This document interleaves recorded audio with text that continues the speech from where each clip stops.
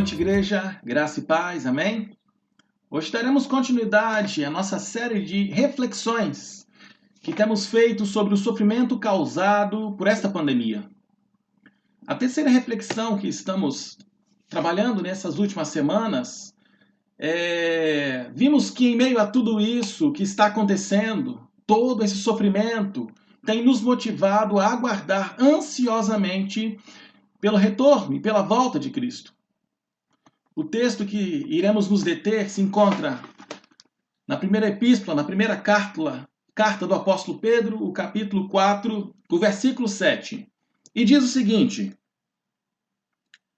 o fim de todas as coisas está próximo, portanto, sejam sensatos e disciplinados em suas orações. Oremos. Pai querido, graças te damos por este texto que o Senhor inspirou o teu apóstolo Pedro para escrever e que hoje podemos desfrutar destas maravilhas, Pai, junto com a tua amada igreja. Esteja falando aos nossos corações, ministrando aquilo que precisamos de aprender, ouvir e colocar em prática em nossas vidas, em nome de Jesus. Amém. Hoje só iremos nos deter na segunda parte do versículo 7 desse texto, irmãos. E como temos acompanhado, nós vimos que os cristãos, os irmãos que viviam antigamente, eles viviam uma expectativa, eles viviam na iminência de um retorno imediato de Cristo para entrarem no reino de Deus e participarem do gozo eterno. Esses irmãos do passado, queridos, eles viviam com esta expectativa em seus corações, que também é nossa. Eles tinham uma sensação de viver às portas de um novo começo, de uma nova realidade, de uma nova vida agora na eternidade com Cristo. Isso nos leva a refletir e a compreender o motivo e a disposição que aqueles irmãos, que aquelas irmãs tiveram em abandonar a sua cidade natal por causa de Cristo. Tiveram o motivo da força deles de encarar um novo começo numa nova cidade. A disposição que eles tinham de se desfazerem de tudo que fosse um obstáculo por causa de Cristo. Isto é incrível, irmãos. Quando nós refletirmos e olhamos o exemplo desses irmãos que viviam com os pés na terra, a mente na expectativa da volta de Cristo e os olhos fixos ou fitos na eternidade que os aguardava em breve. Como temos acompanhado nesses últimos estudos sobre este sofrimento que a pandemia tem causado, nós vimos que Pedro destaca 3 grandes verdades neste ponto, da qual vimos que a primeira é o futuro já chegou. E hoje nós veremos a segunda, que é viva de maneira prudente e sensata a eternidade que Deus separou para você. A segunda parte desse verso 7 do capítulo 4 de 1 Pedro diz o seguinte: portanto, sejam sensatos. Em algumas outras versões dizem prudentes ou sóbrios.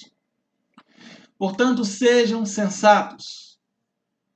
Se o fim de todas as coisas, irmãos, está próximo, eu e você devemos viver hoje como se Cristo fosse voltar amanhã, não é verdade?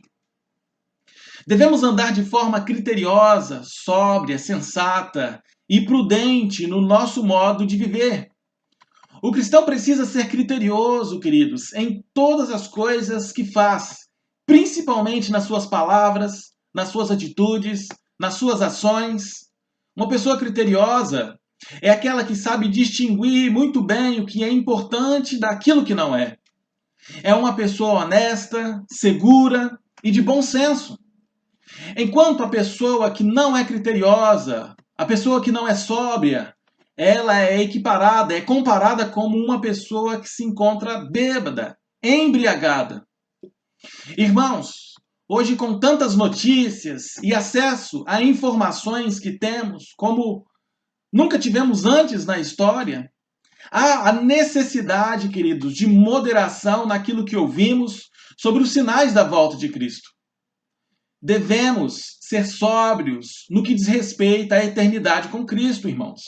Devemos também temos que ter, né, discernimento espiritual e bíblico da nossa parte para com todas essas coisas que têm acontecido, para que eu e você não possamos ser enganados por falsos profetas, com suas vãs revelações humanas, buscando ludibriar, enganar o nosso pensamento e afastar o meu e o seu coração da presença de Deus.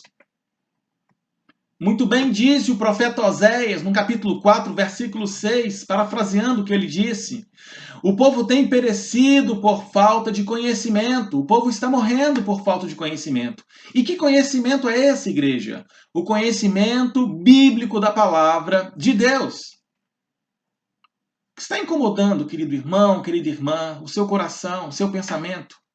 Que tem feito você perder a sua capacidade de enxergar os campos brancos para a colheita. Pois como Jesus bem disse no Evangelho de João, capítulo 4, verso 35, abram os olhos e vejam os campos. Eles estão prontos para a colheita.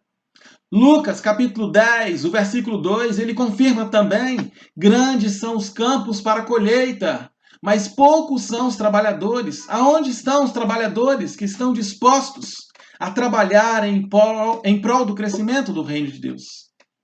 O que tem te incomodado, querido irmão, querida irmã, que tem feito você perder a capacidade de raciocinar e pensar claramente na oportunidade que Deus tem dado a nós neste exato momento por meio desta pandemia, para juntos trabalharmos em prol do reino de Deus, no seu crescimento, na sua expansão e na nossa emancipação como a primeira igreja batista do Jockey em Taparica.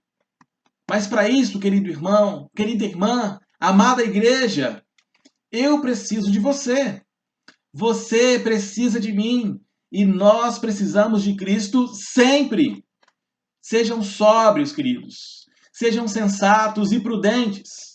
Os campos estão prontos para a colheita. E Deus não tem outros trabalhadores além de mim e de você, querido. Não podemos viver também, queridos, no extremo da expectativa da segunda vinda de Cristo, se tornando sonhadores preguiçosos. Como o apóstolo Paulo exortou a igreja de Tessalônica, os irmãos de Tessalonicenses, na sua segunda carta, no capítulo 3, pois alguns irmãos, eles pararam simplesmente de trabalhar aguardando, o retorno de Jesus, já que ele disse que iria voltar para buscá-los. Não podemos também, queridos, viver no extremo da expectativa da segunda volta de Cristo como pessoas fanáticas. Como muitas igrejas da atualidade que vemos aí, qualquer acontecimento natural, físico, científico que aconteça, eles já estão predizendo, dizendo que são os efeitos e os sinais da volta de Cristo. Não é bem assim, igreja. Tanto viver de forma desatenta, como ficar marcando datas para o retorno da segunda volta de Cristo, está em desacordo com a palavra de Deus, com os preceitos divinos. Em vez, queridos irmãos, de querermos fazer parte da comissão do planejamento de descobrimento da segunda vinda de Cristo, devemos nos comprometer com a aliança que Cristo fez um dia por mim e por você, queridos. Que Cristo um dia fez por nós, participando do Comitê das Boas Novas, na missão de fazer discípulos de todas as nações, batizando em nome do Pai, Filho e Espírito Santo, e ensinando a essas pessoas a serem sóbrias, prudentes, sensatas, em perseverarem até o dia final para a glória de Deus. Amém, queridos?